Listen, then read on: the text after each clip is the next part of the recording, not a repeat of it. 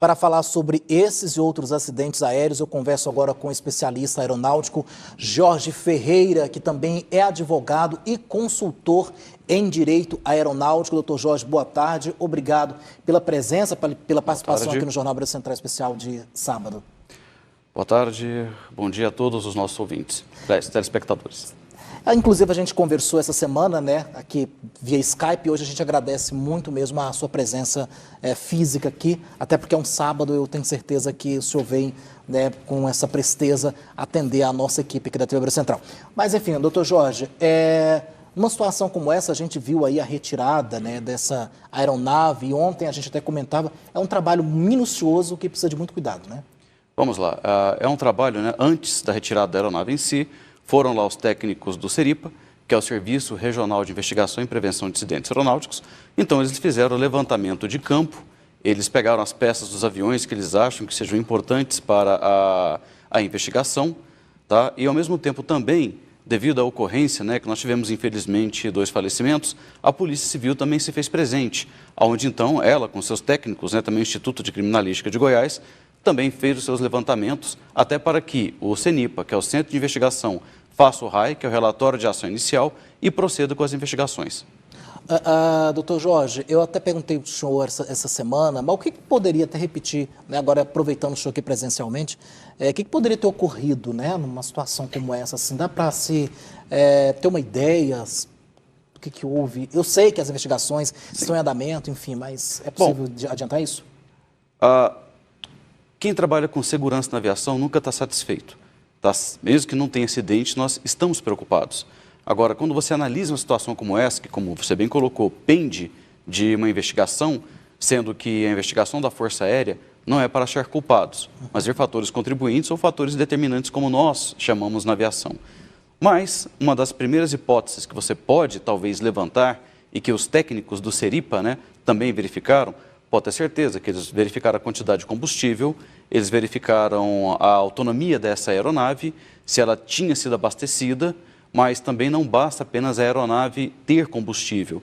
Você tem que fazer uma série de preparativos antes do voo. Você tem que drenar, verificar se tem água, se o combustível não está contaminado. Ou seja, né, são muitas variáveis que podem acontecer. Pouco provável, mas talvez um choque com um choque com ave, né, que é o bird strike, que nós chamamos, tá? Ou então uma situação climatológica extrema, como um cisalhamento, uma tesoura de vento, né? A aeronave estava vindo mais baixa, mas parece que ela já estava pedindo algum auxílio para a torre. Enfim, isso aí são dezenas de possibilidades, né? O importante aí é que o piloto está vivo e o piloto será uma fonte primária de informações importantíssimas para nós da aviação. Doutor Jorge, muitos acidentes, né, com aeronaves de pequeno porte aqui nos últimos anos, em Goiás, né? Até perguntei para o senhor essa semana e eu volto a perguntar, porque as pessoas têm um certo medo, né, um receio, né, de viajar nessas aeronaves menores. Eu já fiz um pequeno percurso, mas eu confesso que eu tenho um pouco de medo aí, né? Mas é confiável. Olha, uma aeronave, ela, diferentemente de um automóvel, toda vez que você tem que fazer a manutenção de aeronave, essa manutenção precisa ser feita por uma oficina certificada pela ANAC, autorizada pelo fabricante. Mesmo que a aeronave não voe, ela tem que fazer uma série de manutenções preventivas. Peças na aeronave, como mangueiras, por exemplo, a cada período você precisa trocar, mesmo que elas estejam em estado de novo. Então, voar no Brasil é extremamente seguro. Nós não sabemos, por exemplo, não é, quantos acidentes nós temos com automóveis. Nós não sabemos quantas pessoas morreram de acidentes de automóveis em Goiânia esse ano. Agora, o problema da aviação é que a aviação ela tem uma coisa chamada mística. Essa mística da aviação, porque voar realmente ainda não é para os seres humanos, né? Mas para nós termos uma ideia, aqui no Brasil, eu acho que nós temos um acidente, um incidente, uma ocorrência entre 1 a cada 900 mil decolagens. Então, quero dizer, é muito mais complicado. Se você quiser atravessar a rua, o risco de você ser atropelado ou de sofrer um acidente atravessando a rua é muito maior até do que você sofrer um acidente, mesmo que seja em aeronave pequena. Então, nós temos essa cultura de segurança. Se uma aeronave tem um problema como esse aqui em Goiânia, isso repercute no Rio Grande do Sul, isso repercute no Acre e até mesmo fora do Brasil, porque nós queremos entender as causas para evitar que isso volte a acontecer. Doutor Jorge, além do susto que esses moradores passaram lá na região, os donos dessa residência, né? E até mesmo na matéria do Bernardo Martins a gente viu aí, ele citou dessa questão agora da seguradora, como é que vai ser isso, né? Aproveitando que o senhor é advogado também direito aeronáutico, como é que se dá agora, por exemplo, a situação de ressarcir, né, de indenizar essas famílias, o dono dessas casas? Porque além do susto, agora eles também querem saber como é que vai ser isso, até porque as condições das casas que a gente viu aí não permite agora a moradia por enquanto, né? Não, realmente é uma surpresa extremamente desagradável, né? Você terminar o dia ou começar o dia com um avião em cima da sua casa. Isso é uma situação que não é para acontecer. Agora, nós vamos aí para vários cenários. O primeiro cenário é que essa aeronave, que ela tenha o que nós chamamos de seguro de responsabilidade civil, ou LUC. Então, esse seguro, ele tem uma cobertura grande, inclusive e especificamente para pessoas e bens que estejam em solo. Se não tiver esse seguro de responsabilidade, essa aeronave não decola se não tiver um RETA, que é o seguro de responsabilidade do transportador aéreo, que também tem alguns valores ali que estão disponibilizados para que seja feito o ressarcimento. Agora, obviamente que independente de seguro, é claro que o operador aéreo tem a sua responsabilidade em cima dessa situação. E ainda que o seguro ele não vá ressarcir imediatamente, ou talvez ele demore alguma coisa, obviamente que os operadores daquela aeronave, né, podem ser chamados sim para a responsabilidade. Isso demora, doutor Jorge, dependendo do processo? Demora. Isso, o RETA, por exemplo, né, o seguro de responsabilidade do transportador aéreo, ele pode demorar uma semana, 2 semanas, até que realmente ele possa começar a vir os ressarcimentos, ou a se programar os pagamentos. Tá?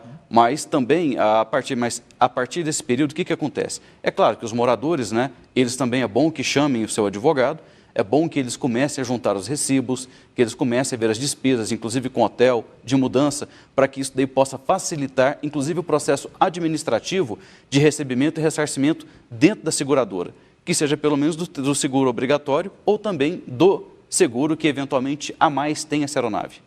Doutor Jorge, para um avião desse que não tem a caixa preta, diferente dos aviões comerciais de grande porte, é mais difícil a investigação, né, a apuração do que realmente ocorreu?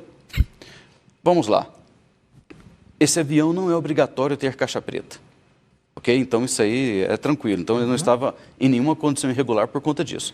É claro que se ele tivesse uma caixa preta, nós teríamos gravados os últimos 30 minutos de conversa e, obviamente, essa comunicação que o piloto faz, ainda que seja dentro da cabine, tentando descobrir qual que é o problema, ou a pane, como nós chamamos na aviação, isso daí também ajuda bastante. Tem a caixa preta que pega os dados do voo da aeronave também, altitude, velocidade, temperatura dos motores, fluxo de óleo.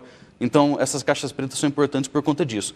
Por outro lado, como nós podemos ver a situação que ficou o painel e o controle aqui dos controles da aeronave, esses equipamentos conversam com os técnicos do Seripa.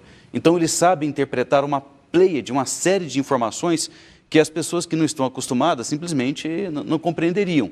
Então, mesmo assim, como se diz, felizmente o avião ele não pegou fogo, não houve carburação, então aí tem muitos elementos para serem investigados e realmente a situação como está pode facilitar um pouco sim essas investigações. Tá certo. Queríamos então mais uma vez agradecer a presença do Jorge Ferreira, ele que é especialista aeronáutico, advogado e também consultor em direito aeronáutico. Mais uma vez, muito obrigado, senhor, né, por ter vindo aqui no sábado, trazer todas essas informações. A gente continua, né, com certeza, acompanhando esse caso aqui de Goiânia. Obrigado, doutor Jorge. Parabéns à TBC, né, essa audiência muito qualificada de buscar as informações em fontes confiáveis. Tá, isso é muito importante. Obrigado mais uma vez. Bom, pessoal, é isso. E o jornalismo da TV Brasil Central, como eu falei para vocês, vai continuar, então, acompanhando todo o desdobramento, né, desse caso, dessa queda do acidente, desse avião aqui em Goiânia.